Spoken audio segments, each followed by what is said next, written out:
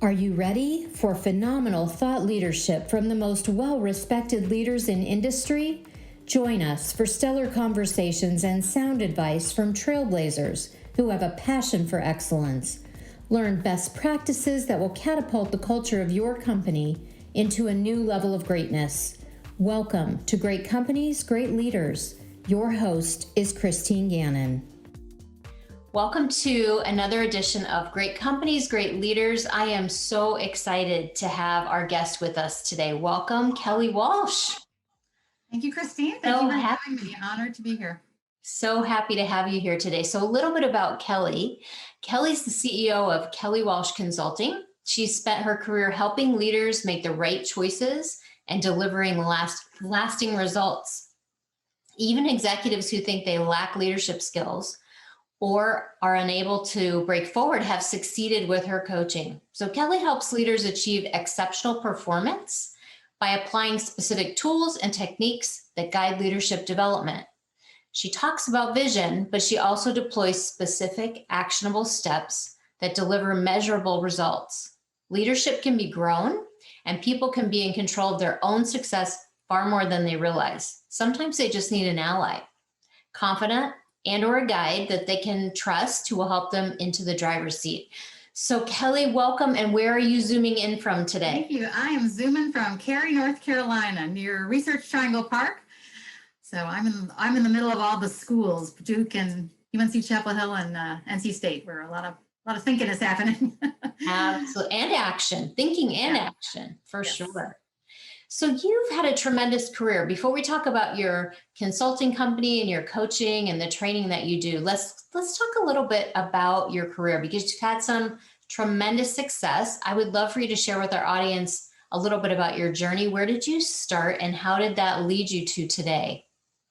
So when you say the journey, like I think a lot of people picture a ladder, and I would say my journey was a little more of a jungle gym than a ladder. Sometimes I went down and moved over and to reorient. So my journey has been in human resources, and I started working in New York City for a really famous publishing company called Condé Nast, published Vogue and magazines.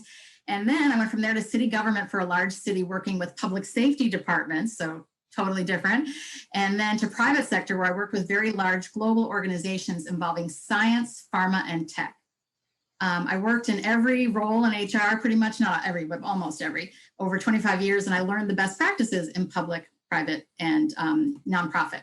So now I own my own consulting firm and I serve leaders and aspiring leaders. And I have a team of 8. And I spend most of my time doing leadership development, training, and coaching. And a big part of my business happens to be the fire service. So I do a lot of work with fire and emergency services as well. Which I can imagine it's a huge need for where we've been this past year and where we're going. So much so. That's tremendous. I love how you said jungle gym because I do think a lot of people think of ladders. They start in one place and they keep climbing. And even if they stay on a rung for a little bit, they're still jumping to maybe a higher rung. And that's not always the way it happens. So I love that analogy and that visual. And I've even seen in HR where I've watched people who've stayed sometimes don't have the growth that people who are willing to kind of jump out and try different things. So true. So true. Let's talk about leadership. In 2021, we have asked a lot of leaders over the past year, my goodness, so many leaders have had to pivot. When I just think about leaders that potentially weren't ready for work from home or a hybrid environment, keeping their teams engaged, even just remotely, and Zoom fatigue. We talked a little bit about this before we jumped on the podcast. It's real. What advice would you give to leaders? Well, I think about the pandemic journey, and I think my advice would have been different a couple months ago than it is today. Right. So I'm thinking about the pandemic journey, and kind of when we crossed that year mark, it was a little bit different. So, our journey, I think, has mirrored the stages of grief. Yeah. We kind of started off, there was shock and anger that came with the big changes around the pandemic. I think organizations have gotten some footing, though, and I think they're navigating the new normal the best they can. Much of the logistics have kind of been handled. So the PPE and the connectivity and the resources, that's kind of been handled at this point. So kind of where are we? What do we need during this stage? I suggest focusing on people and on planning. Mm. So people, I have a couple ideas for people. And for Let's people, talk about that. Yeah. yeah, I think, like you're saying, the fatigue, the just, I get on the phone sometimes and somebody's been like, I've been Zooming for 15 hours. Right. Right? So I think one thing you can do as a leader to help your people stay energized and encouraged, keep them safe. And by that, I mean, reduce the unknown if you can. Communicate news as much as possible, even if it's a little thing. If people are left hanging, they often start putting a story together on their own, which may or may not be true. Right. So we see companies who are saying like, okay, we're having work from home. Now we're going to say until through September for sure. And things may change and we don't know, but at least they're giving them, okay, here's what you can expect in the short term. And I think that's really helpful for people. So think about what's in the foreseeable future in your organization and communicate with them because they'll feel more secure. I don't think you could over communicate right now. I know. Given that No, we're I not don't in know. the same space, Mhm. more communication is probably needed. Yeah. My second key thing I think with people right now is showing visible support for your team. Mm. And I want you to picture your employees like marathoners, okay? They're marathoners, they're running a 26-mile run and they didn't sign up and they probably didn't work out and prepare. So Wow. they're in mile 20 and they don't really know where the finish line is. So the fatigue has set in. They're questioning, like, do I keep running? Do I stop? Do I lay down? Like, what do I do? Yeah. And it's just, there's a lot of general fatigue from the stress, from the unknown. So have you ever been in a race, Christine? Yes. 5Ks. Those don't really count though. Yeah, they do. I think they do. So I've gone up to a half marathon, but not frequently. But even at 5K, I would say when I've done that, I'm dragging myself at the end. So there's one of those like late in the runs up hills, right? And you're like dragging yourself up and you can't even feel forward momentum.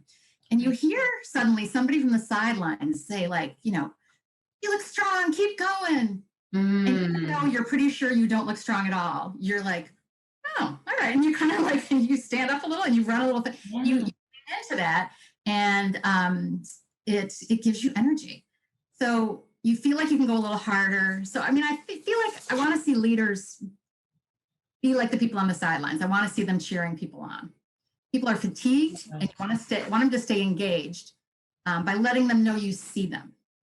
Yes. Care. Large companies are doing this. Like sometimes they have things where, they bring a celebrity onto a call, say something like that. Ashton Kutcher shows up at your meeting and Right. things like that. But I think even less expensive or no cost things can be done. Just helping people feel appreciated, verbal acknowledgments. And, can you give them any additional time off? Sharing customer compliments, help them feel appreciated and cared for, something fun. So show your support. So that would be my second thing for them. My third thing is listening. It's the redheaded stepchild of communication. Yes. we forget that part sometimes. But listening, it's something we need to be really intentional about. Finding ways to connect with every person and hear how they're doing. And if it's a huge company, then whoever they can. It doesn't have to be the CEO talking to every single person of 5,000, but what is your plan for everybody being connected? And what are their challenges with their work life? Some have kids, some have 3 elementary kids in their office with them and they're trying to keep them focused on school. Some maybe live alone and maybe they've been alone for a year. And, so people are going through all different kinds of struggles. So it's not a one size fits all. And I think listening, reaching out, letting them know you care and looking for ways to be flexible if you can. I think it goes a long way. Being heard, people who feel heard are going to feel like supported, cared for, and even if you can't fix it for them right away, they'll appreciate it. I think those are fabulous tips. So those are my people ones. I have one planning one. Yes. As well. And that is to be, so during this time right now, we really got to lift up people, but we need to be planning because, we don't really know what's coming next. So we need to have, several contingency plans. If we reopen, if we don't reopen, if we do, and we want to see how the world has changed. So what innovations have we discovered or can we think of that meet the needs of the changing world right now? You may need to put a few good leaders, into a room together, put them into an online retreat or a strategy session, and maybe get a facilitator and capture your best ideas. Think about like where the opportunities are, what maybe mistakes were made or something, and like how we don't want that to happen again, and kind of just really start looking into the future with what's been trending during this time while like changing. So those are my two main lessons: are the people issues and planning. Phenomenal. I love all of those. I'm going to ask you a follow-up question. Sure. Typically those marathon runners, they're looking to the leader, right? If we consider the team marathon runners, they're looking to their leader to have all the answers, right? And they're looking for a concrete plan. And if I'm a leader of a massive team or a team of 10, I may not know where I'm going yet because I'm in unknown territory, right? And so tell me what your thoughts are in terms of what you said about planning. I really like that. Do you think it's realistic for a leader to bring the team together to say, here's what I know and here's what I don't know.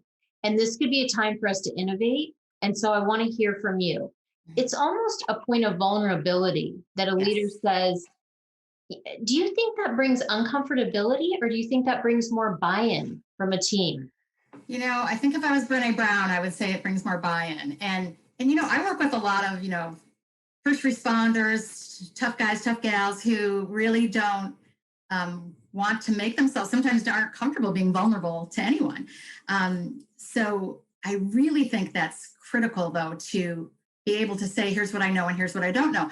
And I'm going to get back to you on Thursday at 4. And if I don't have the information, still get back to them Thursday at 4 and say, I don't have it yet. And here's why. And, just kind of that transparency at least helps them feel like, you're following up and you're there and you're caring.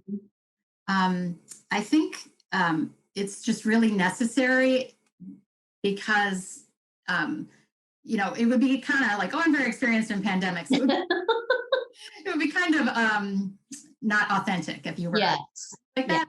So I think letting people know, like, but yet maintaining that calm and that control, asking for, I always think of like, when a hurricane is going to hit Florida, they always, the governor doesn't get on and say, run for your lives. He'll say, here's what we're doing. We've activated, emergency response, but this is why, and this will open up funding. And they explain things. They explain what they know.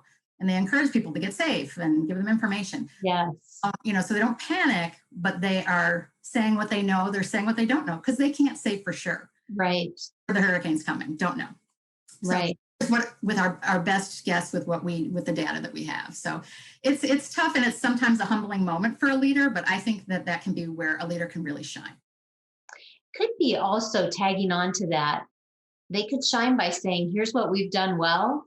And here's what didn't go well, And to your earlier point, we really haven't been through too many pandemics for leaders to have a playbook, for real, really to have a playbook of, here's how to handle this perfectly. We don't have it. And so that leader, being a leader and showing their vulnerability to say, I didn't do so well at that. It was only because I did the best with the information that I had.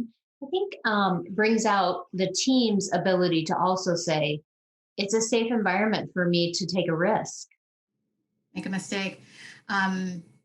Agreed. And I think with my people that I've worked with in the medical industry or the first responders, they do a great job at after action reviews anyway, in or out of a pandemic. But that kind of thinking of let's come back and review that.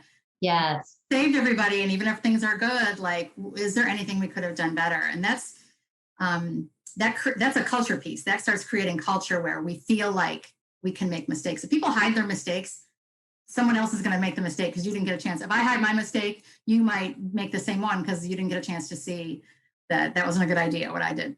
Right. So great segue into my next question for you about culture. So talk a little bit about the risks of a leader not developing the culture. What happens? Yeah, culture, I think it's really critical. And I just want to, let me define culture because it gets a lot of buzzword stuff. And I feel like I want to kind of say what kind of culture I'm speaking of. Right. Culture is like what the organization stands for. And sets the tone for how people will treat each other. And that's internal customers and external customers. So it's important because it helps humanize companies. So, what does this company stand for? And it can be anything. It can be like, I'm thinking of like Chick-fil-A commercials. Yeah. They have like random customer saying like, this guy changed my tire, and they kind of talk about the over the top customer service moments. So you're getting that the culture there is super service oriented and you're going to be treated well. And my expectations of fast food are not that high. They're doing that, like that makes them very human. It makes me feel connected to that company. So they're just like, yeah, we just happen to sell these great sandwiches as well, but we're here to serve you. That's how you feel. So that's the culture that they've set. So it's going to attract customers who are into that. And it's also going to attract employees who want to work and be part of that, right? So what talent wants to be part of that culture? So think about like Southwest Airlines. They're another one that like, I can just say that name and their culture, right? Right. And so also wow customer service moments. I have been the recipient of a couple that were incredible. But Southwest Airlines at one point had an ad in a it might have been their own magazine in their plane, and it was a whole page, and it was a child's coloring, and they colored out of the lines, and it said, we're looking for people like who color out of the lines, who do this to creative problem solve. And they really attract people who do that and then empower them to do the work. So I feel like, understanding what culture is, and then expectations are clear for the people who work there and for the customers. So I feel like that's just a really integral thing that everyone has. So it's critical to drive the culture. Mm-hmm. So leaders not driving the culture, you're kind of running a risk there. So you kind of said, is it risky if they don't? I think it is. And if you think about it, and I think it should come from the highest levels of leadership. Someone the other day just said that they got delegated culture. He's like, yeah, I'm in charge of culture. He's down a couple from the top leader. And I was like, it isn't like it can't work, but it just doesn't send the message. I like to think of a leadership team working together on that, making decisions for the whole organization, but we'll see how that plays out. That's like delegating diversity. Yeah. Your job is diversity for the company. Diversity. Right. I'll be over here on research. Right. And yeah, it needs to permeate. But if you think about it, if you're not driving, you're being driven. So think about if you're in an Uber or, you can give directions, but you don't have control. You are being driven. So if you're being driven, the culture can be defined by who is driving. And in a company's case, I would say that could be media, influencers, the general public, or it could be like an enemy or a competitor who's defining what your culture is for you, because where everybody's listening, there's so much noise. If you're creating your own message and saying what your culture is, that's going to be powerful and everybody can stay aligned to it. So I think leaders have to ask themselves like what they want to be known for as an organization, and then support the employees to carry it out. So for example, I work with a lot of first responders I mentioned, and like, that's a great example of where they empower their employees. So I'll give you a little story from Charlotte, North Carolina. Firefighters were driving down a street, and it was kind of an impoverished neighborhood. They were just coming back from a medical call, okay? And one of the jump seat firefighters in the back said, hey, stop, to the driver and the captain in the front. And he saw a mom and a little family, and it looked like a little birthday party. And in the front, and there was a little baby pool. And mom was bringing out a pot of water at a time and dumping it and going back in. And somehow this firefighter saw it, and he said, we need to stop. Is it okay if we stop? And like, so they have water in the tank, and they, it took them 4 gallons in 2 minutes to fill up the baby pool. And they stayed for a minute and talked to the kids, and the kids thought they were with rock stars, and right moment, and I felt like that's just one example of like a zillion that I have that are just like that, these just great moments. And they know they can do that, and they're not going to go back and get in trouble for, coming back a minute late or, sure, 4 gallons of water or whatever. They know they're going to be surprised. If you were out there treating the community well, like you're good. So you got to let people know what it is, and then you got to give them the ability to go do it without being hovered over and you know being able So true. to party. So true. So we're putting a lot of pressure on leaders in this discussion. So talk a little bit about your talk a little bit about your perspective on what leaders need to do to take care of themselves. It's all the things we know, right? That when we're in times of stress, we don't do. So, of course, rest, eat, exercise, all those things that we know we're supposed to do, but when times get tough, we stop doing them sometimes. So really, really important to not lose your equilibrium and your focus on some of those self-care, well-being items, because if you're not whole, you don't have a lot to give. So one way I would say a leader themselves, he or she could take the situation at hand and be like, I'm really stressed and I'm freaking out and I'm feeling victimized in this situation. Why is everybody looking at me for all the answers? I don't know. And you can have those moments, but reframing is a tool I would suggest for there, because we can get really bogged down under all of the negative and the stress. Or we can choose to just flip it and say something different in a reframe. So maybe we could say something like, a new mantra, like this will be challenging and I can do it, or I'll be magnificent, whatever, adjectives make you feel pumped up. And saying that over and over, positive attracts positive, negative attracts negative. If you say those things, you're going to feel stronger and you're going to feel more able. So just kind of remember, pay attention to your language and just kind of see what you're saying to yourself and to others, and kind of look for a way to garner that inner strength to have more to give to the people who are out I love it. in your care. And I have to say, Christine, I'm a coach. I'm an executive coach. I have to say, I have to put out a pitch for coaches. Like it's lonely sometimes at the top, right? You can't go to all your people and say, wow, this is a real puzzle we have here. I don't know what to do. So sometimes you need feedback from somebody who is just there to make sure that you kill it every day and you're amazing. And, help you find lessons in your mistakes, help you, get the feedback that you may not get just on an average day. Because a lot of times we don't give feedbacks to our leaders, like, hey, good job on that. We don't feel comfortable doing that, or even worse, hey, that could have gone better. We're not going to do that. So do that to their leaders. And this is a way to see your blind spots, to blow off steam, just to normalize. Like maybe things are going way better than you're giving yourself credit for. So having that other person, that confidant, is a really critical thing, especially during stressful times. You have been that for me so many times, and I'm so grateful to you. Your coaching has saved me and just kept me sane on numerous occasions. Everybody needs it. I need it too, Yeah, you just sometimes need that. Thank you. Shoulder. Yes. Wrapping up with a couple last questions. Who inspires you?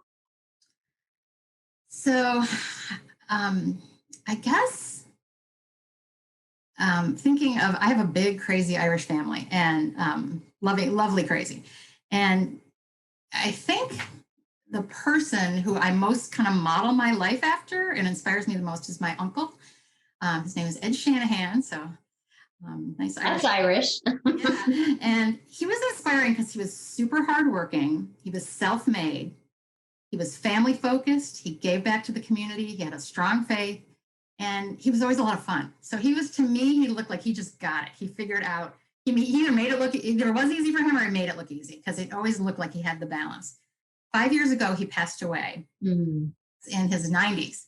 And so there's this zillion of us kids who were grandchildren and nieces and nephews. And we all, as we're talking, are like telling stories. And we realized that we all felt like we were his favorite. Like 30 of us felt like we were his favorite. So we kind of laughed, and I thought, so to me, that's kind of like a lesson I've tried to carry with me, is that he has this magical power to make us feel like we feel special. And I want the people I touch I want to try to leave people that way. So I'd say, he's just somebody since I was a little kid, I've admired him, and I didn't always know why or have it all worked out. But when you ask me now, I'm kind of like, yeah, I think it was Uncle Ed, That's awesome. That's awesome. We all need Uncle Ed in our life, for sure. Yeah, ain't it the truth? Okay, so you have a book coming out in days. Let's talk about that. What's the title? Where can people order it? But most importantly, what's it about? It's called Facing the Fire, and it's stories to ignite leadership excellence. So I have a teaching partner who is a fire chief, Dan Jones, and he's retired now. And we wrote a book using a lot of the stories we teach with in our leadership academies. And each story is like just a leadership moment and it's not always on the fire ground. It's typically off the fire ground when it's just the people stuff. So it's fun to read because it's stories and it's really accessible. And then there's teaching points, leadership teaching points, and then there's coaching questions and like an area for reflection. So you can kind of use it as a little workbook if you want, or just like enjoy the stories. So I think like fire people will enjoy it, but I also think non-fire people will enjoy it because, there's just some cool stories in there that kind of everybody can relate to. Leaders can relate, who've been in these situations. It doesn't matter if you're in a uniform or not, we all face a lot of the same things. So they're pretty universal laws that we hit. So it's going to be on Amazon on April 28th. So that's when it starts. I don't know when the hard copy is available, but that's when the streaming copy is available. Okay. And where can they find you if our audience members are interested in coaching, training, leadership development? Where can they find you? You can find me at Kelly Walsh Consulting, and my email is simply Kelly with a Y at Kelly Walsh Consulting. And if they happen to be fire service, first responders, emergency services, I have a bravefireleader.com site that's specifically for them and leads them through academy and offerings and whatnot. So awesome. Wonderful. Well, will you come back after the book is published? A couple months. We'd love to talk more about the book and how it's going. And just thank you for all your leadership nuggets that you left today, which were phenomenal. I love the analogy about the marathon runners and reframing. So much goodness in this podcast. So thank you. Awesome. Thank you for having me. Brightworks Consulting hosts this podcast and YouTube channel to spotlight the leadership around the world that is changing lives. Brightworks offers a myriad of consulting services in the public and private sector, to include diversity, equity, and inclusion solutions for any size company. You can find us at www.brightworksconsulting.com. We're honored to have Best Companies AZ as a presenting sponsor for this podcast. Best Companies AZ is your #1 source for regional employer branding. You can find them at www.bestcompaniesaz.com.